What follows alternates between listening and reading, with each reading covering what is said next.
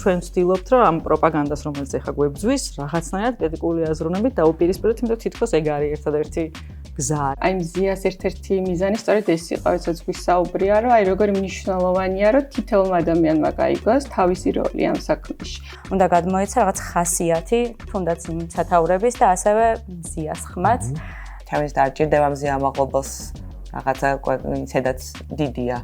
და მგონია რომ ისტორიულადაც დიდი იქნება და ძალიან მიხარია რომ პატარა რაღაცა მოგვეცა საშუალება რომ ისთვის რაღაცა გაგვეკეთებინა. სპეციალური გამოშვება ნეტგაზეთის და ბათუმელების მზია ამაღლობელი სიმართლეში ბრალდებული.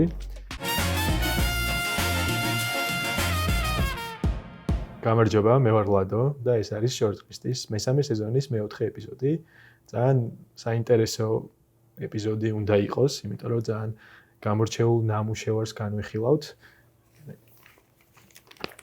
ესეთი სპეციალური გამოშვება ნეტგაზეთის და ბათუმელების მზია ამაღლობელი სიმართლეში ბრალდებული. ეს არის სააგენტო სუპერმარკეტის ნამუშევარი, რომლებსაც შევხვდებით ამ ეპიზოდში და დეტალურად განვიხილავთ. და რა თქმა უნდა, ეძღვნება მზია ამაღლობელს, სიმართლის და სინდისის მთავარ დამცველს ალბათ თანამედროვე საქართველოში, რომელიც აღიარებულია უკვე საერთაშორისო მასშტაბით ოქტომბერში მხოლოდ გასული თვის განმავლობაში მზია დაჯილდოვდა საერთაშორისო მსოფლიო პრესის თავისუფლების ჯილდოთი და ევროპარლამენტის პრეზიდენტისგან ევროპარლამენტის ყველაზე მაღალი ჯილდოთი ადამიანის უფლებათა დაცვის ეგიდით სახაროვის პრემიას რაც უწოდებენ. და ამ დროს გვაქვს რეალობა, რომ მზია ამ წლის იანვრიდან დაპატიმრებულია და აქვს ამ ქვეყანაში სხვანაირი დაფასება აქვს, ხო? გახდა პირველი ჟურნალისტი ქალი, რომელსაც აქვს პოლიტპატიმრის სტატუსი.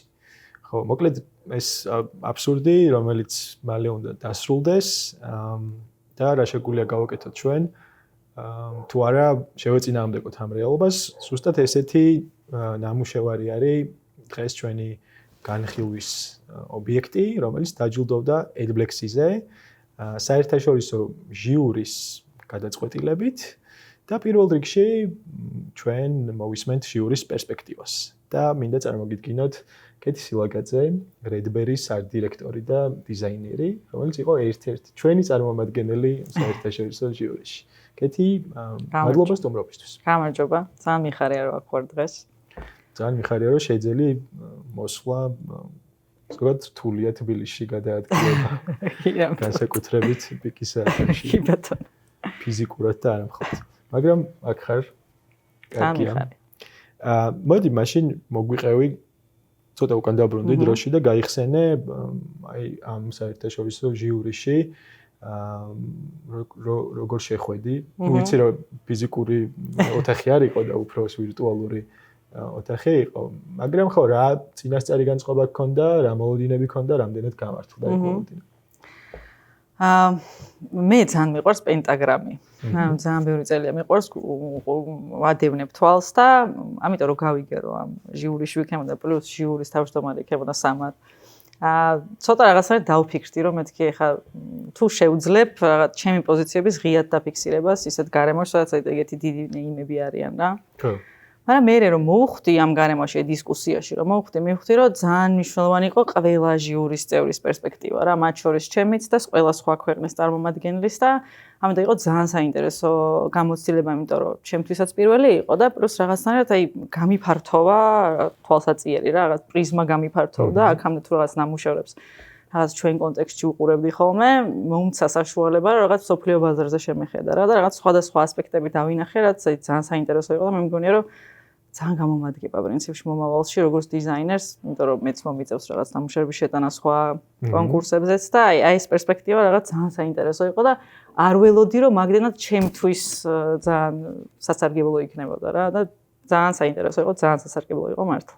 ხო, პენტაგრამი ახსენე, ხო? ვინც შეიძლება არ იცოდეს, პენტაგრამი არის ერთ-ერთი თუ არა ყველაზე პრესტიჟული და დააფასებული დიზაინის სტუდია ხო? და მისი მართველი პარტნიორი დიზაინერი სამარ მაკარონი იყო ჟიურის თავმჯდომარე თუ პრეზიდენტი. ხო, რა, აი კონკრეტულად რო გაგვიზიარო რა როლი ქონდა, რა აქცენტებს აკეთებდა და გავლენას როგორ ახდენდა. ხო, ანუ როგორც თქვი, ძალიან საინტერესო იყო სამართან თანამშრომლობა. ერთი რომ იმიტომ რომ თვითონ ძალიან გამოცდილი დიზაინერია და ძალიან სხვადასხვანაირი ბექგრაუნდებიდან მოდის.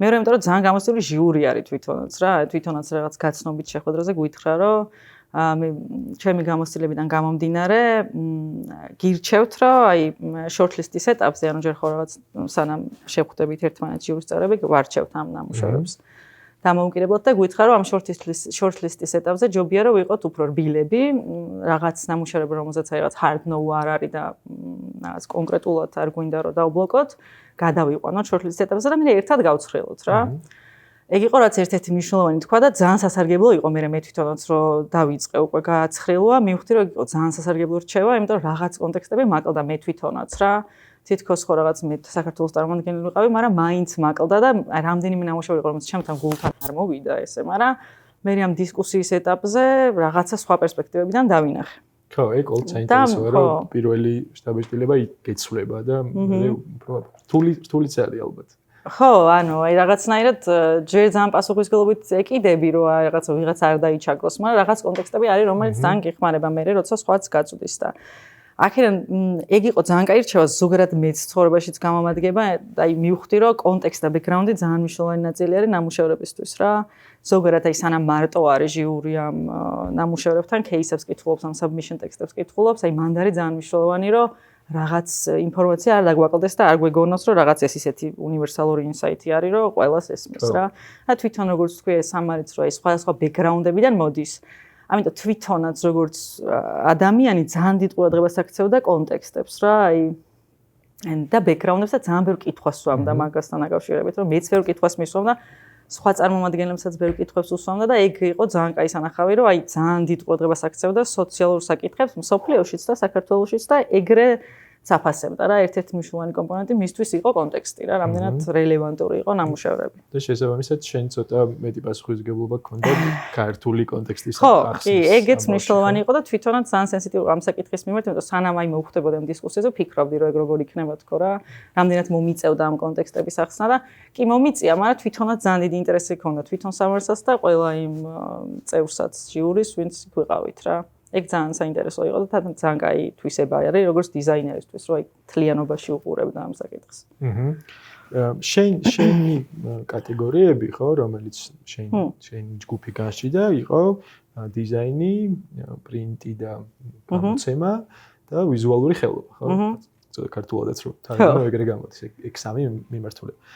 რაც მე თვალში მომხვდა რომ შედეგებს რო ვნახულობდი და ესე ვაანალიზებდი არის რომ დიზაინის და ვიზუალური ხელობის მიმართულებით ამ კონკურსებში არ იყო ქართული ნამუშევრები. მარტო ერთი იყო Holy Motors-ის, რომელმაც აიღო ბრინჯაო.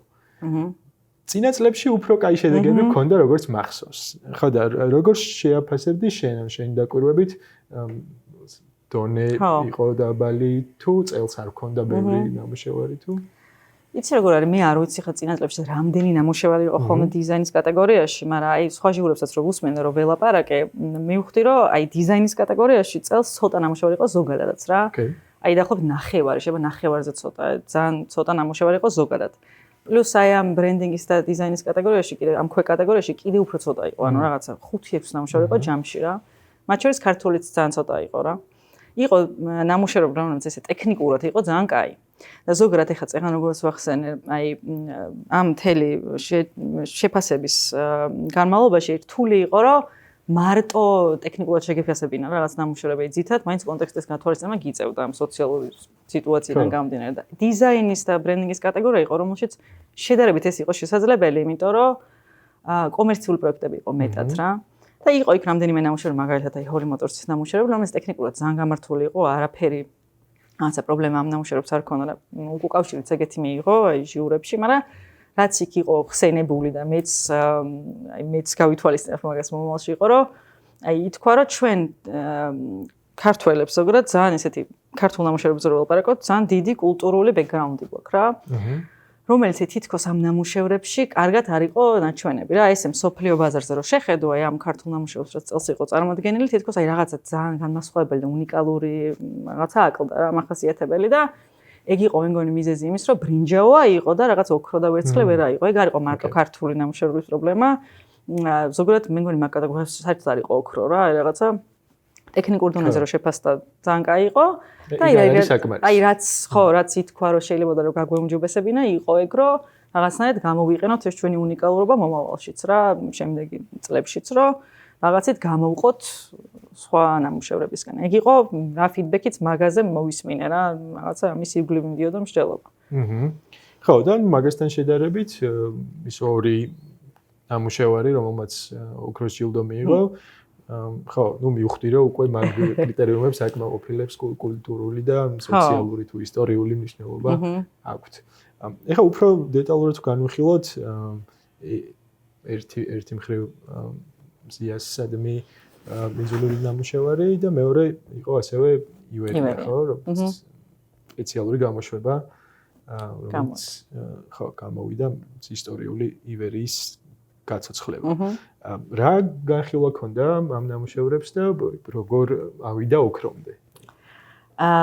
ზოგადად ეს ორი ნამუშევარი რომ ნახე მეც, აი შორტლისტის ეტაპზე რა, ძალიან ეგრევე გულზე მომხვდა და ეგრევე გულშემატკივრება დაუწყე ამ ორივე ნამუშევარს. მაგრამ და ცოტა სუბიექტურიც გავხდი, იმიტომ რომ რაღაც ეს სოციალურად ისეთი ფონი არის და პოლიტიკურად ისეთი ფონი არის, რომ რაღაც გულზე მომხვდა. და ამიტომ იმასაც მივხვდი რომ ეს ისეთი ნამუშევრები იყო სადაც ჩემი კონტექსტი მნიშვნელოვანი იქნებოდა რომ ჟიურებისთვის გამეზიარებინა რა და ამიტომ ბევრი ვიფიქრე ამ ორივე ნამუშევარზე სანამ ჯაჯინგამდე მივიდოდეთ ანუ სანამ დისკუსიამდე მივიდოდეთ ძალიან ბევრი ვიფიქრე ამ ორივე ნამუშევრზე იმიტომ რომ ვიცოდი რომ კონტექსტი მნიშვნელოვანი იქნებოდა რაღაც პასუხისმგებლობით მივუდექი ამ საკითხს იმიტომ რომ ძალიან ფართო კონტექსტი ჭირდებოდა რა და რო ვფიქრობდი მანდ მივხვდი ეგეთ რაღაცას რომ ანუ იდეაში ხა ჩვენი კრეატიული სფეროს ყველა წარმომადგენელს აი ეგ რაღაცნაირად გვაქვს უკან რაღაც ლაითმოტივად რომ გვინდა რომ ჩვენი კომპეტენციით რაღაც წვლილი შევიტანოთ ამ პროცესებში რა რაღაცა შევცვალოთ და ქვეყნის პროცესებში ხო პოლიტიკურ პროცესებში და ამიტომ თითქოს აი ეს ყველა ნამუშევარი რაც არ უნდა ქონდეს ბექგრაუნდად ან რაზეც არ უნდა იყოს რაღაცნაირად კრიტიკული აზროვნების ირგვლივ არის ხოლმე რა გაერთიანებული რომ ჩვენ ვცდილობთ რომ ამ პროპაგანდას რომელიც ეხა გვებძვის რაღაცნაირად კრიტიკული აზროვნებით დაუპირისპირდეთ, იმიტომ თითქოს ეგ არის ერთადერთი გზა არითი შეიძლება კრიტიკული აზროვნებით დაუპირისპირდე პროპაგანდას და ეს ორივე ნამუშევარი აი ზუსტად ეგეთი იყო რა იმ მიხედვით რომ მე ეხა კარგად ვიცი ქართული კონტექსტი და რაღაცა რა ხდება თვალს ვადევნებ მეც მომცა რაღაცნაირად საშუალება რომ ცოტა სხვა კუთხით შემეხედა რაღაცე პრობლემებისთვის მათ შორის აი მზია ამაღლობელის ამ გაზეთმა რაღაცა შემიცვალა პერსპექტივა და სხვანაირად დამანახა თვითონ ეს ადამიანიც რა რაც მგონია რომ ძალიან მნიშვნელოვანი არის კრეატიული ნამუშევრისთვის ზოგადად რა იმიტომ რომ აი მზიაზეც რო ვფიქრობდი ვიცოდი რომ აი ხა დღეს რეებიც ახსენე რა რომ აი ვიცით როგორი აქტივისტი არის და როგორი პრინციპული არის ანუ ესენი ყველამ ვიცით და მეც ვიცოდი მაგრამ არ ვიცოდი ზუსტად როგორი პროფესიონალი არის. ვიცოდი რომ ჟურნალისტებმა აი ზუსტად არ ვიცოდი რას აკეთებდა რა ეს წლები და აი ამ ჟურნალმა რაღაცნაირად დამანახა გაზეთმა რომ ამ ბოლო 20 წლის განმავლობაში რასაც ლაპარაკობდა, სულ სიმართლეს ლაპარაკობდა, რაც არ უნდა მომხდარიყო რა ქვეყანაში, ვინ იყო მთავრობაში, რა პრობლემა იდგა სოციალური, სულ ერთ და იგივე ჯიუტად ლაპარაკობს რა. ხო, აი რომ განმარტოთ ამ სპეციალურ გამოცემაში არის ქრონოლოგიურად დალოგებული მისი სტატიებიდან სათაურები, ხო? კი და 20 წელი თანმიმდევრული რაც მე რეალურად აზროვნების უნარი გამიჩნდა, ეს ადამიანი აი სულ ამას აკეთებს რა, სიმართლეს ლაპარაკობს და თვითონ აი ესეც ქრონოლოგიურად როგორც არის დალაგებული რა. მაგალითად ვფიქრობდი რომ აი იდეაში დიზაინის ერთ-ერთი მთავარი ამოცანა ხო ეგ არის რომ რაღაც ტიპის ინფორმაციას ვიღებთ, ანუ ბრიფი მოგვდის, ან რავი, რაღაც ინფორმაცია მოგვდის და ეს ინფორმაცია უნდა ვთარგმნოთ ახლა ჩვენ ისე რომ ადამიანებს მარტივად მივაწოდოთ და დავამახსოვროთ. აქ არის ეგ გაკეთებული იდეალურად და იგივე იყო ივერიას შემთხვევაშიც, მაგრამ ნუ ამაზე რო ვილაპარაკოთ, აი თეთრზე შავად, აი რაღაც ინფორმაცია ისეა გადმოცემული, რომ მეც ძალიან ჩამჩა და ჯიურის წევრებსაც ძალიან ჩარჩათ რა, იმიტომ რომ აი რო გადავედით უკვე ამ ნამუშევარზე რომ აი ვიწყებდით მსჯელობას, მე ვთხარი რომ მეთქი მე კონტექსტ მოგიყვებით ამ სამსჯელობას დავიწყებთ საერთოდ კონტექსტ გაგაცნობთ თქო და აი რომ გავაცანე ეს კონტექსტი და რომ მოვყევი რა ხდება ამის ირგვლივ აი მსჯელობა დიდად აღარ გქონია რა ანუ აი სხვა ნამუშევრებზე ვიბრძოლეთ იქ რაღაცა მე მომწონდა ვიღაცას არ მომწონდა და ძალიან ცხარე დისკუსია იყო და ამაზე არ იყო ანუ ყველა მერტმოდ თქვით რომ ეს არის ნამუშევარი რომელსაც ეკუთვნის ოქრო ძალიან გამორჩეული იყო სხვა ყველა ნამუშევრისგან და აი ეს უხმოდ შევთანხმდით რომ ამას ოქრო ექნება და ეგრეც იყო რა ოკეი ხო თუმცა მხოლოდ კონტექსტი არის ხო? რა თქმა უნდა.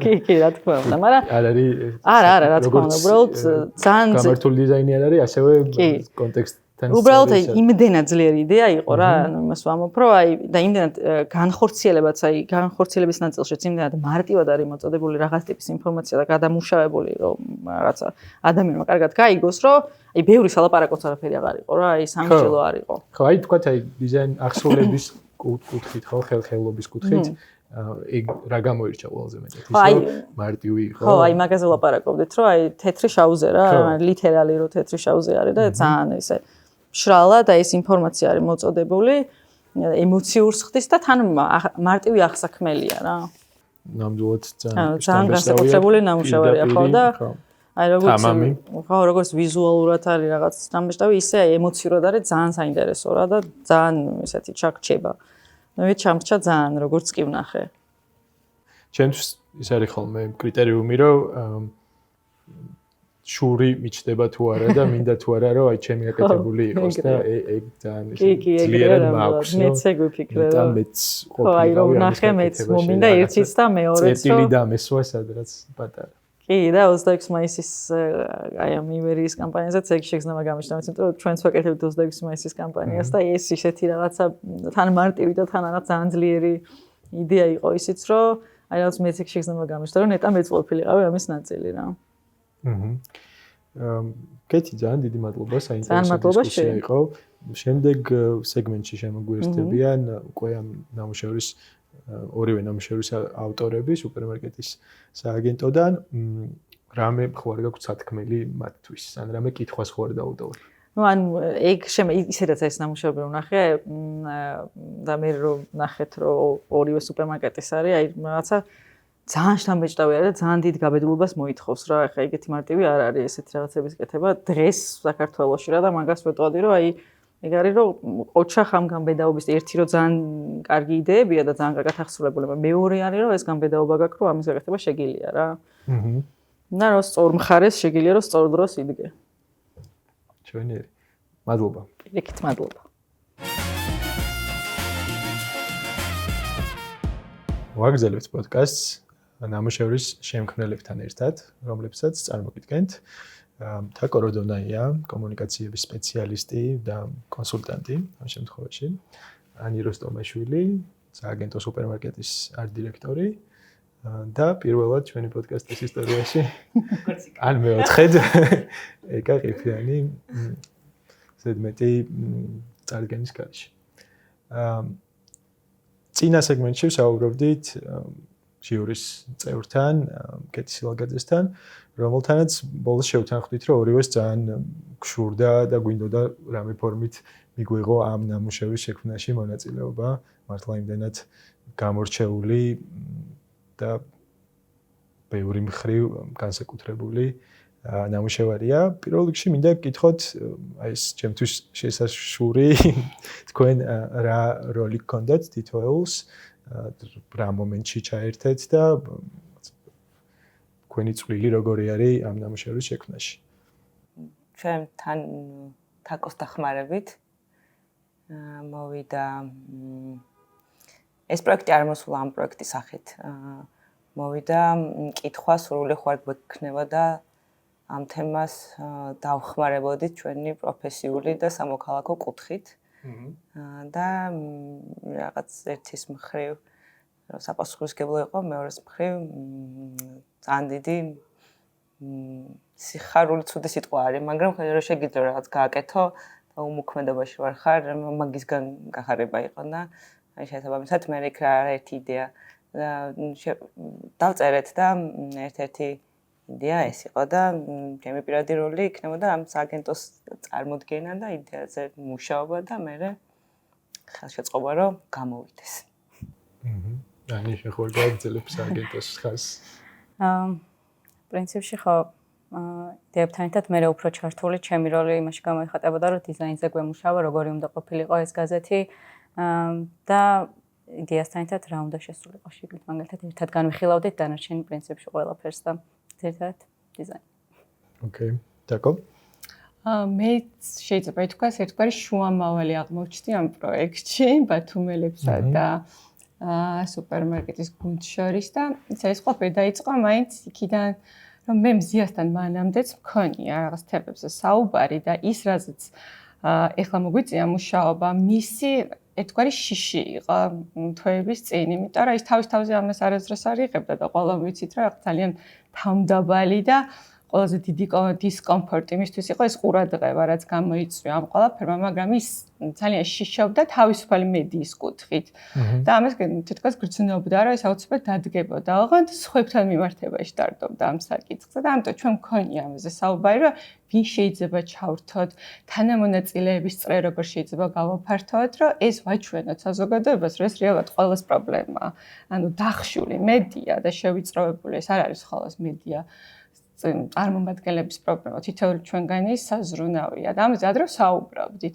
და იქიდან გამომდინარე ინერციით მივედი იქამდე რომ როდესაც ეს საჭიროება დადგა და საჭიროება იყო ძალიან ესეთი ასე ვთქვათ პრობლემა იყო ძალიან მძაფრი, იმიტომ რომ აი ეს პროპაგანდა რაც მიემართება მზიას მიმართ საჭიროებდა მრავალმხრივ ჩართულობას და პირველი რაც გაჩნდა რომ აი ესეთი გადასარევი ხალხი ყავს ქვეყანაში, ვინც აი მიმართულებით მუშაობს ძალიან აქტიურად და ეფექტურად და მოდი ხომ არ თხოვოთ მათ რომ გვირჩიონ, აი იმას მინდა რომ ხაზი გაუსვა, რომ ეს წერილი რაც ეკამახსენა ის იყო თხოვნა რომ უბრალოდ გაგვიზიარეთ როგორ შეიძლება მოვიქცეთ და რა გავაკეთოთ. ეს იყო აი ეს წერილით დაიწყო ყველაფერი შეგვიძლია ვთქვათ. და მეც აი ესე აღმოჩნდი რომ ერთგვარად ეს პროცესები რა უფრო ეფექტურად წარმართული იყო. მაშინ წერილით დავიწყოთ. წერილით იწყება ყველა. შეხوار მოგვიყვები რა ეწერა წერილში.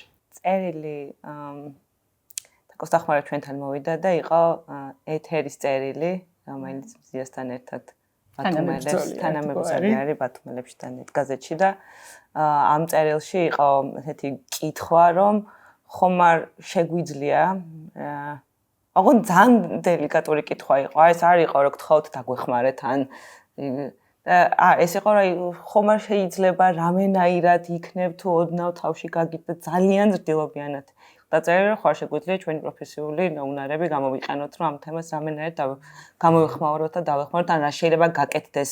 აი ის კი არა რამე იდეა მოგვიფიქრეთ, აი რა თუნდაც პასუხად რომ ჩვენ ვთვლით რომ პოსტები უნდა აი მაგდონეზეც საკმარისი იქნებოდა და რომ მოვიდა ეს წერილი მივწერეთ რომ რა თქმა უნდა აუცილებლად, იმიტომ რომ აი რაღაცა შეიძლება რომ ეგეთი რაღაცა მოვიდეს რომ გქონდეს საშუალება რომ შენი უნარები რაღაცა სასარგებლოს მოახმარო, იმიტომ რომ სხვა მხრივ ცოტა შენი პროფესია უსარგებლო იგრძნობა და არ ვიცი ამდენად მე ზუსტად ფლებაც გაიხარო ამ პროფესიით რომ გააკ მე რაღაცით იამაყო რითი ამაყავ თუ სინამდვილეში სხვა რაღაცა არ ემსახურება, რაც ახლა ყველაზე მნიშვნელოვანია რომ ემსახურებოდეს და ეს წერილი ჩვენთვის რაღაცა ნაანეგოისტურათაც ცოტა კარი იყო რომ საკუთარ თავებთან მართლები ვიყოთ და მე მგონი არა მარტო ჩვენ პროფესიაში გასული წლის დეკემბრიდან ნოემბრიდან მე ძალიან ბევრ პროფესიაში გაჩნდა ეგ შეგრძნება რომ მე რაც ვაკეთებ საერთოდ ღირებულია თუ არა და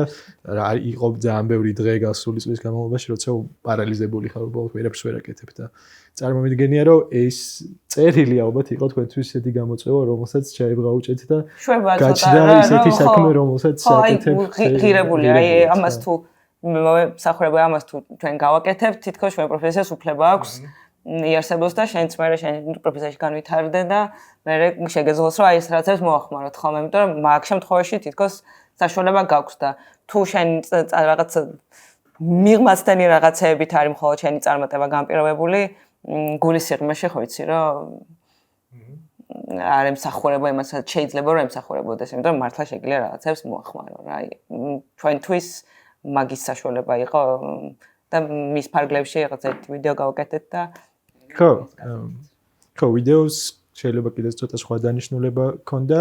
ხო, სხვა დანიშნულება.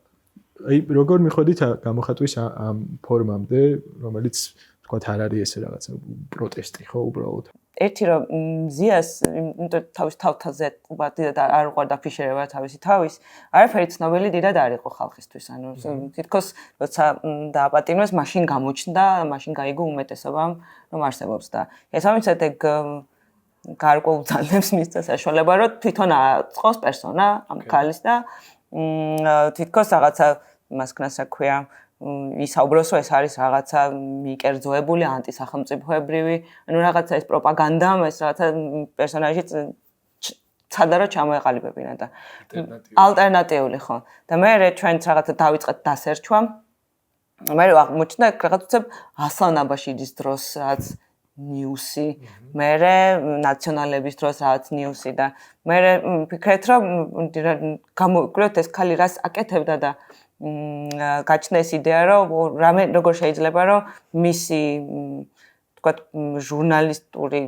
გზა ყველაზე სწორად ვაჩვენოთ ან ისე რომ შეფასებითი კი არ არის ანუ მე კი არ ვიძახი რომ რაღაცა კარგია ან ცუდია არამედ რაღაც ძალიან ობიექტური ფაქტით არის გამყარებული რაც იქნებოდა ის რასაც მის ქვეშ იწერებოდა და ამის ყველაზე კარგი გამოხატულება არის სათაურები სტატიის სათაურები და მე ვისაუბრეთ რომ რამდენი შესაძლებელია ეს დაარსების წლიდან 2004-დან იწყებთ რომ მაგდოს დაარსდა ორივე გამომცემლობა მოვიძიოთ სათაურები და ეს სათაურები მაგდოსაც არ იცი ხო რა სათაურები მოვა რაღაცა ჩვენი წარმოდგენით იყო რომ ასეთი იქნებოდა და რომ მოვიდა ეს სათაურები და მე მახსოვს რომ მიტინგ რუმში ვიწყებთ და ვკითხულობდით ამ სათაურებს და ეს სათაურები იყო ძალიან ბევრი ხაზი ამ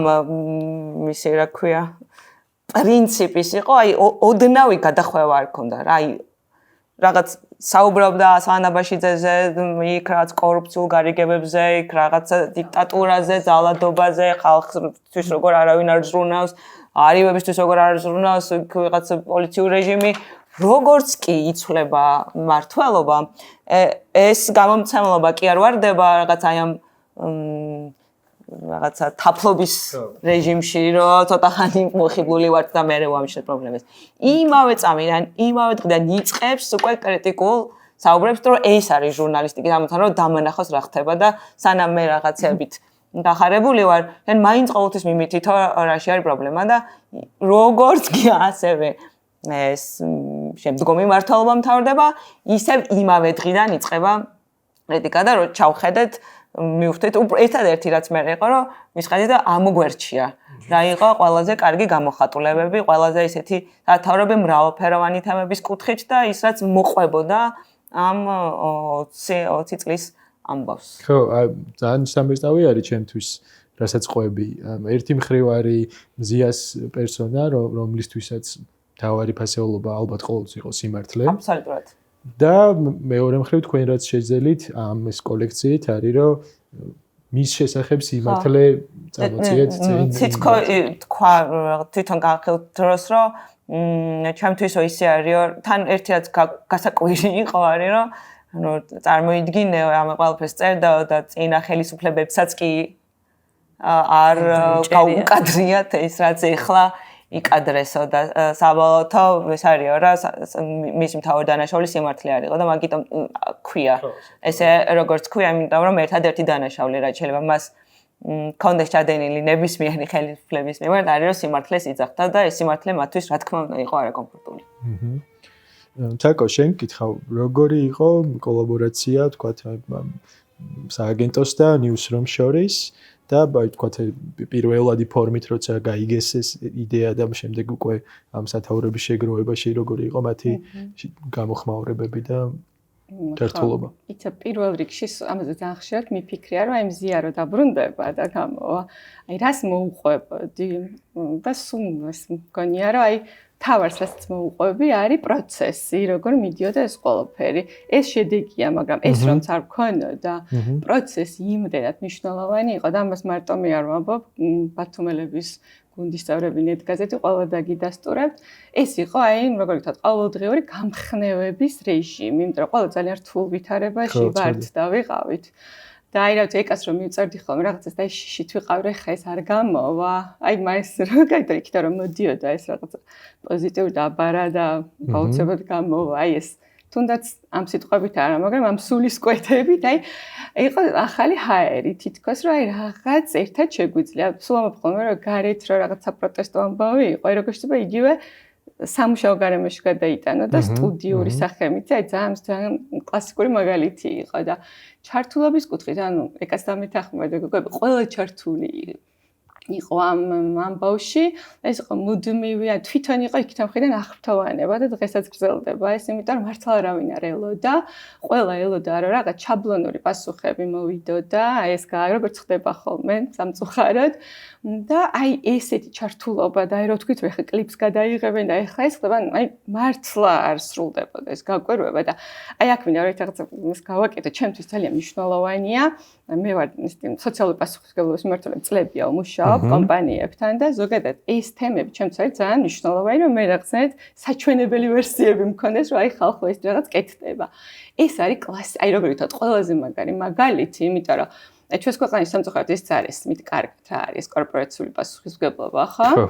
ხო და ეს ძალიან ზუსტი მაგალითია, რომ შენ თვითონ, როდესაც ხედავ თანამონაწილეობას, ის კი არა რომ ვიღაცისთვის აკეთებ თემას, არამედ ის რომ ეს რასაც ვაკეთებ, მეც მეხება. ზუსტად ესე არის ეს თემა, ანუ არ შეიძლება შენი სოციალური პასუხისმგებლობა მხოლოდ ვიღაცაზე ვრცელდებოდეს. ეს არის qalbi და ზედაპირული. და ის როდესაც თანამონაწილეობას ხედავ, აი ეს არის მართლა, რა ვიცი, ეს საჩვენებელი ხა ცუდ თემაზე ვსაუბრობთ, მაგრამ აი მართლა ისეთი მაგალითი რა ვთქვათ, რომ აი ეს ამ ადამიანების და სააგენტოს და ინდუსტრიას ცალკე ვახსენებ და სუპერმარკეტს კლიპის შემთხვევაში ძალიან დიდი ჩართულობის თემა იყო, აი მათი სრულიად უანგარო, მათი სოციალური პასუხისმგებლობის ნაწილი და ამას ძალიან კარგად ხედავენ. და აი რა ვიცი, ხომ ამბობ, რომ იმზია რომ გამოვა ზუსტად ვიცი ეტაპები რაღაცები, მაგ ჩემთვის მონიშნული რა უნდა გამომრჩეს. ხო, იმედია მალე და არა გვიან და რაც შეგვიძლია ალბათ ხელი უნდა შევუწყოთ მაგას. ანი, მოდი შენთან გადმოვალ უკვე მას შემდეგ რაც კონცეფცია ჩამოყალიბდა, რაც არის თქვა ეს სათაურები ქრონოლოგიურად, ხო? როგორი იყო დიზაინის გადაწყვეტა და რაც შენთვის თავარი ამოხსნა ვიზუალურ მიმართულებაში. მარტო მე არ მუშაობდი და ძალიან ბევრი ვიყავით მართლა ჩართული ამ ამბავში. ერთადერთი რაც არის, რადგან ვიცოდით რომ ეს გაზეთი იყო სათაურების გაზეთი, ისიც ვიცოდით რომ რაღაც დამატებითი ელემენტები აქ შიგნით არ უნდა ყოფილიყო და მთავარი უნდა ყოფილიყო შინაარსი, რაც ეს გაზეთი ატარებს და სათაურები. შესაბამისად, არ რაღაც გვინდოდა რომ გაგვეკეთებინა სპეციალური ფონტი. და არ გამოგვეყებინებინა რაღაც არსებული ფონტი და გაკეთდა სპეციალურად მზიასთვის ფონტი, რომელსაც ასევე უნდა გადმოეცა და ეგ იყო მნიშვნელოვანი ალბათ, რომ უნდა გადმოეცა რაღაც ხასიათი, თუნდაც იმ სათაურების და ასევე მზიას ხმაც. და სწორედ ამიტომ რაღაცნაირად გადავწყვიტეთ და რას ვუყურებთ ძალიან ბევრი მაგალითები იყო და ეს იყო ალბათ ის შემთხვევა, სადაც ერთად ჩანდა რაღაცა სიმტკიცეც, ხასიათიც, ხმამაღლობაც. მაგრამ ასევე condensed არის ეს ფონტი, რაც ნიშნავს იმას, რომ რაღაცნაირად გავლენა შევიწროების თითქოს მაინც მცდელობა შევიწროების არის.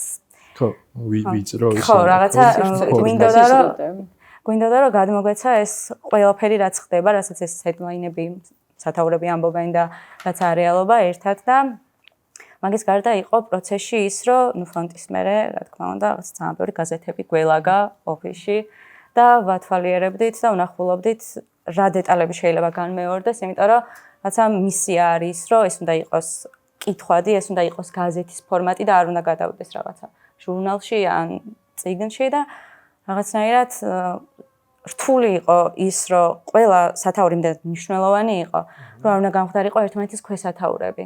და რაღაცნაირად ვეცადეთ, რომ სტრუქტურა შეგვექმნა ამისთვის, როგორ იყოს თანაბრად მნიშვნელოვანი ყველა ის სათაური, რაც არის ამ გაზეთში და საბოლოო ჯამში ძალიან კმაყოფილად ვეცდიერად. რატო გადაწყვიტეთ და შეიძლება თუ არა ამის გარეშეც ყოფილიყო, რომ ესე დაიბეჭდა ამ ფორმით ეს ხელშესახები გაზეთი. და მარტო ციფრული რატო არ გაკეთდა მაგალითად? რაც პასუხი ექნება მაგასაც. რა გითხარ გააზრებული პასუხი? აქ შეიძლება არ აქვს გააზრებული პასუხი, მაგრამ მეორე მხრივ ჩემთვის არ ვიცი, შეიძლება ძალიან ბავშვობიდან მომდინარეობს, ზოგადად გაზეთი არის თითქოს ძალიან მართალი მედიუმი და ობიექტური მედიუმი.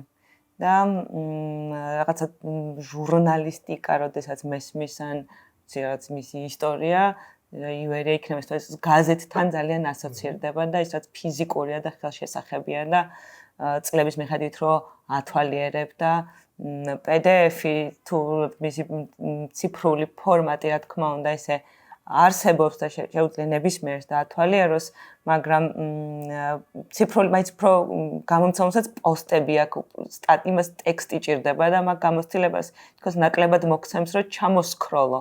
და როდესაც ფიზიკურია და ხელშესახებია და ხელშესახებია ეს ამბავით და ეს ისტორიაც გონია რომ გადაშალო და შენ თვითონ აი ეს პროცესი უნდა აკეთო და მაქედან მიღებული გამოცდილება უფრო მართალია.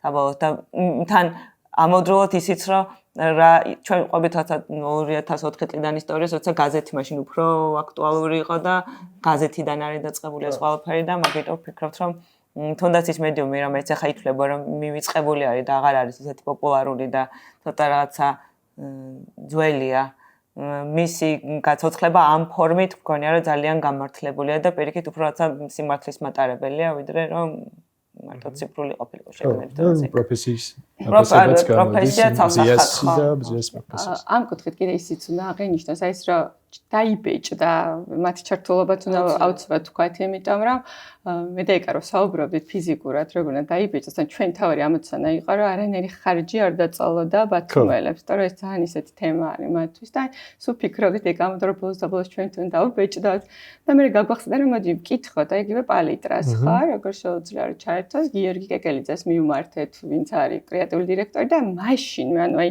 ყისიერი პასუხი ქონა რომ კი ამას ჩვენ დავუბეჭდავთ. ანუ კიდე ერთი შემოვიყვანეთ ასე ვთქვათ ჩვენი თანამოაზრე ამ პროცესში. ხო, მოხალისე და რაღაცნაირად ჯაჭვით შეიკრა რომ რაღაცნაირად შედგა ეს ამბავი და მე იქიდანაც ჩაერთნენ თანამშრომლები აქტიურად, ხო? და ამერიკაც გამოსლება ამოვიდა რაღაც ფორმატებთან შექონდა ჩვენ რაღაცა ერთად ვამუშავებდით როგორ უნდა ყოფილიყო საუკეთესო ეს ვერსია ბეჭდორზე, იმიტომ რომ გამოცდილება რა თქმა უნდა ბევრი დიდი ქონდა და საკმაოდ ხო ბევრი ახლო ესეთი ხშირი კი. დღეს თუ შეიძლება სადმე შოვნა ამ დაბეჭდილი გაზეთის თუ იცით. თუ ვინმეს დაავიწყდა Adblexis-ზე აღება სპეციალურ დახზე და ხო შოვნა ცოტა შეზღუდული რაოდენობით გვაქონდა დაბეჭდილი, თუმცა მე ვიცი რა კიდე იგეგმება რაღაც ესეთი აქტივობა.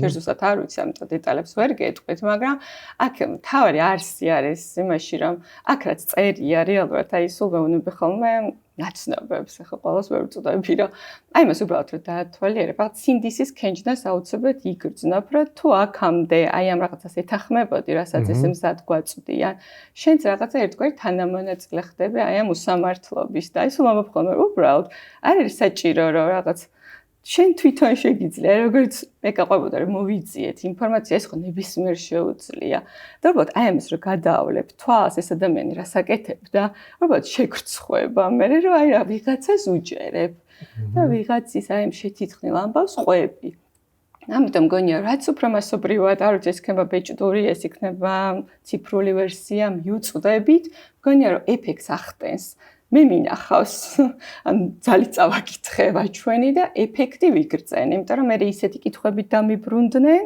რომ მივხვდი რომ ამაზე ხალხმა ფიქრი დაიწყო და აი თუნდაც ის რომ ფიქრის საბაბი მივცეთ, რა ვიცი, ამაზე კარგი რამ არ მეგულება. ნამდვილად. კიდე როგორ გამოხმაურებებს წააწყდით თქვენ გარშემო საზოგადოებაში შეფასებები როგორი იყო? მე რამოდენმე დავდე რაღაცა. და მე რა კვირდებოდი წაიკითხე. ფოტოშოპს ნახე გადაკითხული. და ბლოგშიც ნახე გადაკითხული.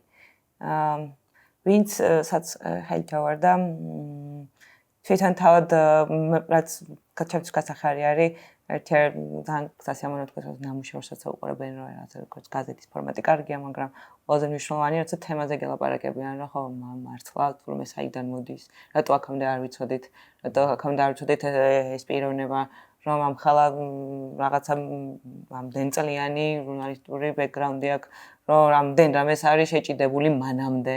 აი ეგ რეაქციები არის ჩემთვის ყველაზე მნიშვნელოვანი და მე ვფიქრობ, რომ თვითონ ხალხი თავის დაჭირდება მზე ამაღლობას რაღაცა სადაც დიდია და მგონია რომ ისტორიულადაც დიდი იქნება და ძალიან მიხარია რომ პატარა რაღაცა მოგვეცა საშუალება რომ ისთვის რაღაცა გაგვეკეთებინა. თუმცა თუკი ვინმეს კითხვები უჩნდება და აინტერესებს თუ მზე ამაღლებელი ვინ არის და რას აკეთებდა, ციფრულად შეუძლია მოიძიოს თლიანად ეს გამოცემა ბათუმლებსაც უდევს და მისი გადაკითხვა თავიდან მომამდე არის შესაძლებელი. მარტო იმიტომ კი არ უბრალოდ გაზეთით ნახონ, რომ მართლა ნახონ ეს ქალი რას წერდა, რას წერდნენ ამდენი ხნის განმავლობაში და რამდენად ურყევი იყო მისი რაღაცა ჟურნალისტური ეთიკა და მე კიდე შეადარონ რის რაღაცა აზრის ფორმირებას ცდილობენ მის წინააღმდეგ და რამდენად აბსურდული და რამდენად მართლა უნამუსო არის ეგ აზრი. ჩვენც გავაზიარებთ ამ მულს ვიდეოს აღწერაში და ვისაც არ გინახავთ, გექნებათ შესაძლებლობა რომ გაიცნოთ, მართლა ძალიან ისეთი მომნუსხველი საკითხავი არის, ფიზიკურად განსაკუთრებით, მაგრამ ციფრულადაც დარწმუნებული ვარ, რომ საინტერესო ესეთი ღირებული გამოცდილება იქნება. კაი, ცოტა ისეთი კითხვაც უნდა დავსვა. არ ვიცი რა პასუხი და რა განხილვა შეიძლება მოყვეს მაგას, მაგრამ რა მომავალი აქვს ზოგადად თავისუფალ პრესას საქართველოში? როგორ შეიძლება წარმოვიდგინოთ და შევეხოთ მაგ საკითხს? ზოგადად ჩვენ მე მგონი თავისუფალი პრესის ნაწილში მგონია ცოტა საზოგადოებასაც გვჭირდება მეტი გაზრდა და თუნდაც ის რომ აი სხვა ქვეყნების გამოცდილება, ის რაც არის გამომწერი, როდესაც არსებობს პრესის და რაღაც კუთხით უჭერს მხარს ფინანსურად, ეს ნიშნავს, რომ გარკვეულწილად მის დამოუკიდებლობაში ჩვენც ვიღებთ მონაწილეობას. ეს კულტურა სამწუხაროდ ჩვენთან არ არის ისეთი ასე ვთქვათ, ცნობილი და აქტურად არ ვიყენებ, თუმცა აი მზიას ერთ-ერთი მიზანი სწორედ ეს იყო, როდესაც გვისაუბრია, რომ აი როგორი მნიშვნელოვანია, რომ თითოეულმა ადამიანმა გაიგოს თავისი როლი ამ საქმეში. და რეალურად რაღაცა შენ ფარსაც აშენებ, ხო, დაცვასაც ამ ჩართულობით. ამიტომ მგონია, რომ ეს ერთ-ერთი მთავარია საზოგადოებამ სწორად წარმოვიდგინოთ, რა შეგვიძლია ამ თემასთან მიმართებაში, რომ აი ვიღაცის ხახაში არ დავტოვოთ საბოლოოდ, ხო, ეს ადამიანები, როგორც ახლა ხდება. ამიტომ მგონია, ეს ერთ-ერთი ყველაზე მნიშვნელოვანი ამბავია.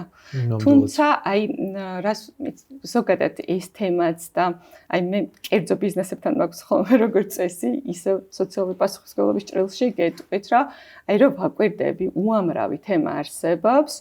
მსაუბრა რომ იყოს კერძო სექტორის კრეატიულ სააგენტოებთან ერთად, აი ფანტასტიკური პროდუქტი შექმნა შეიძლება. ალბათ როგორც წესი კერძო სექტორიც რაღაცა ვიწროდ უყურებს ხოლმე, ხო, საკითხებს. აი იგივე 26 მაისის თემა, ხო, როგორც კი პოპულარული გახდა, მაშინ რაღაცა ატაცებადი გახდა.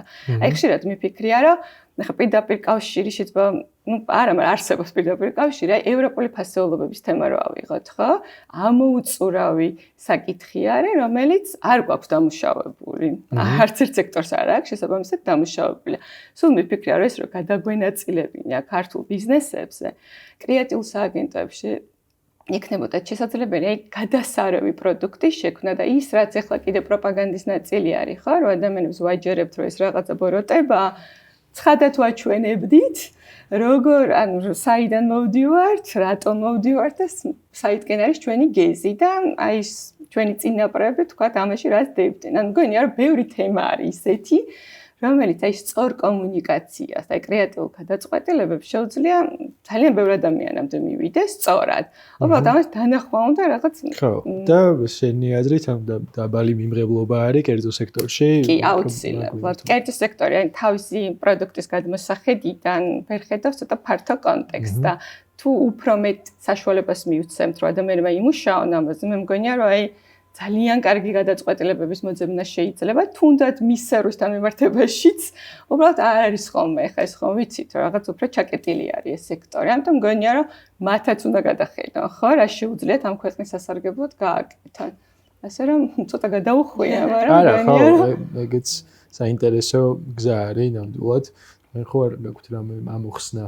ამოხსნა არ მაქვს, მაგრამ რაც შემიძლია ვთქვა, რომ აუცილებლობა არის თავისუფალ მედიის დროს სიმართლის აუცილებლობა არის და მარტო პოლიტიკური ვითარება, ზემოდან ემატება, ჩემი ასეთ ხელოვნური ინტელექტის მიერ შექმნილი რაღაცა კონტენტი, რომელსაც ვეღარ ვარჩევთ მართალი რა არის, რა მოგონილი რა არის, ფეიქი რა არის და მაგაში მედია, რომელიც მართალი და დამაჯერებელი ხმა არის და რომელიც გაგარჩევინებს სიმართლეს არა სიმართლესგან მომავალში კიდევ უფრო მნიშვნელოვანი იქნება ასე მგონია ვიდრე კიდევ დღეს არის და ვიდრე გუშინ იყო და გუშინ წინ იყო და ინდივიდუალურ დონეზე როგორც მოქალაქეებს გვაქვს უნარი და სადღაც ვალი რა დავიცვათ და ხარში დაუდგეთ იქნება თუ რაღაცა გავუფრთხილდეთ ჟურნალისტს როგორც პროფესიას და რაღაცა სიმართლე ხანდახან მივიღოთ და კიდევ იქ მეორე არის რამდენად მიმღებლები ვართ ხანდახან სიმართლის და ეგ კიდე რთული მისაღებია ხოლმე. ხო, რაღაცები რთული მისაღებია, მაგ კიდე რაღაცა ობიექტურობას ხანდახან არ ხარს არ უჭერთ და მაინდა-მაინც გვინდა რომ მედია ხა ჩვენი აზრები გაამყაროს და ეგ ყოველთვის ასე არ არის ცალსახად და მაქედანაც გამოსასვლელი ვართ და მეორე პროფესიულად შეგვიძლია მედიას მხარი დაუჭიროთ და სიმართლეს ემსახუროთ და დავეხმაროთ და რაღაცები ვაკეთოთ მისთვის, იმიტომ რომ სხვანაირად ჩვენ ვზარალდებით ეხა ეს კი არ არის რომ რაღაცა მედია უნდა გადარჩეს თავისი კუთხით, ხო, უნდა გადარჩეს, ხო, ჩვენ გვჭირდება რა გადარჩეს, ჩვენთვის არის საჭირო და სასარგებლო და შესაბამისად ჩვენ ვისარგებლოთ უნდა ამ სიმართლით, ჩვენ უნდა დავიცვათ ის. ნამდვილად მადლობა მეგობრებო საინტერესო დისკუსიისთვის. ბოლოს მინდა ესეთი ბლიც რუბრიკა შემოგთავაზოთ. ეკა შენთვის კი ნაცნობი იქნება. შორტ ლისტი მინდა გავაკეთოთ და თქვენი პერსონალური ფავორიტები გამოვიკითხო. კონკრეტულად ერთი ამბავი, ან ფილმი, ან წიგნი, ან რაღაცა ისტორია, რომელიც თქვენ პერსონალურად სიმართლის აღქმაში ყველაზე მეტად გეხმარებათ, ან თქვენთვის არის სიმართლის გამომხატველი. იცი, ჩემთვის არის ძალიან, აი თან ჩვენს ვიდეო კლიპთანაც კავშირში არის რამდენად აუდიტორიამ ეს გაიგო, რომ ეს 12 განისხებული მამაკაცის სიუჟეტი იყო. და ზოგადად ისე ბოლო პერიოდში დამიტესტია ეს, რომ აი ხო ძველ ფილმს გულისხმობ, ახალ ვერსიებს არა. აი ეს შავ-თეთრი ფილმი, რომელიც თითქოს ახალი თაობისთვის მიუღებელი უნდა იყოს, ესე არის ხოლმე, აი ეს ექსპერიმენტის მონაწილეც ყოფილა, რომ აი ცოტა ხანი უყურე და მე ალბათ თუ გააგრძელებ, აი ხვდები, რომ ისე ერთვებიან ადამიანები. და მგონია რომ ეს არის ერთ-ერთი სამაგიდო ფილმი იმისთვის, რომ აი მართლა გაიგო რა შეუძლია ერთ ადამიანს, როდესაც მას ჯერა და იცის, რომ სიმართლის შეუძლია იბრძოლოს და სხვაც გადაარწმუნოს, აი ეს ძალა რომ რაღაცა უმრავლესობას არ მიუყვეთ, იმიტომ რომ აი ეს იდეა არის თქვა გამეფებული და ეს ჩვენი ყოველდღიურობა. Yes. ჩემთვის აი რა მგონია რომ ყველამ უნდა უყუროთ ამ ფილმს ძველებმა და ახლებმა. ძალიან მაგარი ფილმია ნამდვილად. მე ბოლო პერიოდში რაც ყველაზე ხშირად გამხსენებია და ეს არის ალბათ სერიალი, რომელსაც, მინი სერიალი, რომელიც პირველად რო ვნახე, ძალიან დიდი ხანი ძალიან ცუდად ვიყავი და არასდროს არ მეგონა რომ მაგ რეალობაში, მიახლოებულ რეალობაში ოდესმე მოგვიწევდა ყოფნა, არის When They See Us, არის Netflix-ის მინი სერიალი, სადაც რეალურ ამბავზე არის და მან თავი რაღაცა უსამართლობის განცდა რომ როდესაც მქონდა მაგ ფილმს რო უყურებდი, ეგეთი არ მქონია არასდროს. ერთი ის რომ იყვნენ ახალგაზრდები და ბავშვები, ის რომ ვერ ამტკიცებდნენ საკუთარ სიმართლეს, იმიტომ რომ არავინ არ უსმენდა და იყო იქ კიდე სისტემა, რომელიც არ უსმენდა ამ ადამიანებს, კონკრეტულად ამ ადამიანებს არ უსმენდა. საბოლოო ჯამში რაღაცა ეს სერიალი არის ჩემთვის ძალიან მნიშვნელოვანი იმისთვის, რომ რაღაც გავიაზრე, მაშინ რამდენად შეიძლება მართალი იყო, მაგრამ რაღაც მომენტებში, როცა არსებობს რაღაცა ძალა, რომელსაც შენზე მეტი გავლენა აქვს, არ ქონდა შენ სიმართლეს აზრი და ერთადერთი რაც შეიძლება დაიცვა, მაგ დროს არის შენი ღირსება და მაგაში იყოს სადღაც შენი სიმართლე მერე. როცა რაცნაირად დაალაგდება რა. ხო. ეკაშენთვის. ისე ზოგადად ეხა ყველაზე ხშირად ორველი მახსენდება. შექსნების დონეზე. მეც ვქონდა ეგ და მომერი. ხო, მაგრამ ისე ბოლო პერიოდში რაღაცა მიღებული ფილმებიდან ერთად ახლა ძანახაცა მეგონი წინა წელს არის Zone of Interest. და რაღაცნაირად როგორ შეიძლება იცხოვრო ძალადობის გვერდით და იცხოვრო კომფორტში. და არ უყურო და არ უსვენო ტანჯვას და აი ამ ტანჯვის კარიბჭესთან მოიწყო შენი პატარა იდილია, მე მგონი საკმაოდ რელევანტურია დღევანდელ ოფასთან და საბოლოო ჯამში მგონია რომ ხა და სხვა მოვლენები ხდება, მაგრამ რაცა შინაგანი მდგომარეობა თათა ახლოს არის რა, რომ რაკეთ ადამიანები ტანჯებიან, რაცა დაუჯერებელი ტანჯი ხდება და შენ ბაღში რაღაცა ყვავილებს რგავ და უყურებ რა ლამაზია ეს ყვავილები. ხო. მოდი მე თაკოს მაგალითს ავირჩევ უფრო ოპტიმისტური დასასრული აქვს. არა, მე რას ავირჩევ მაგაზე არ არის.